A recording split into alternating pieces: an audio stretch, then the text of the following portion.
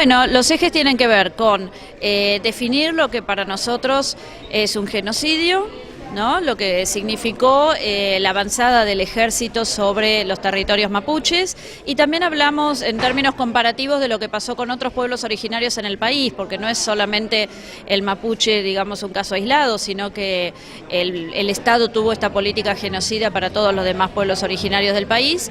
Entonces, bueno, fuimos mencionando distintas partes de esta historia y reflexionando sobre las continuidades de este proceso en la actualidad, porque nosotros sostenemos que es un genocidio que no ha terminado, en la medida en que no se cierran las condiciones, no se ha hecho justicia todavía, por eso el genocidio todavía no termina. Bueno, por un lado lo cierto de la fecha, ¿no? 140 años del inicio de la campaña del desierto, y por otro lado esto, ¿no? que para el pueblo mapuche configura, digamos, 140 años de genocidio y 140 años, digamos, sin reparación histórica, sin memoria, sin verdad y sin justicia. Exacto, y al no haber reparación histórica y al no haber, digamos, un reconocimiento del genocidio, las acciones genocidas se pueden seguir produciendo. Y una muestra de esto es que hoy se cumple 1 año y medio del asesinato de Rafael Nahuel.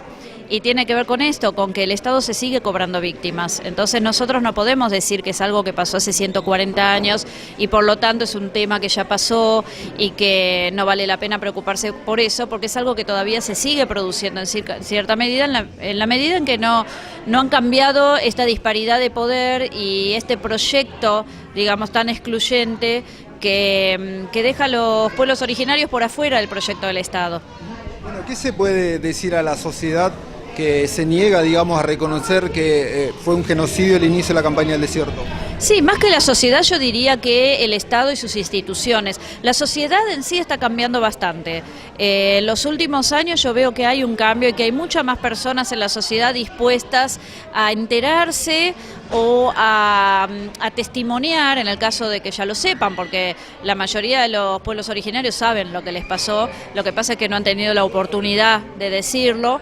Y hay una mejor disposición. De todas maneras, creo que hay que insistir, porque a veces pareciera que lo que le ha pasado a los pueblos originarios es menos importante o es un tema solamente que le interesa a poca gente, y entonces que la gente sepa, la mayor parte de la gente sepa que hay mucha gente que ha sido víctima, que esto es un proceso histórico importante que todavía se sigue produciendo y que no es algo de lo que no hay pruebas, algo de lo que, no sé, unos pocos expertos hablamos, sino que hay mucha gente que todavía tiene la memoria, que tiene el conocimiento de esto y que está en condiciones de compartirlo, ¿no?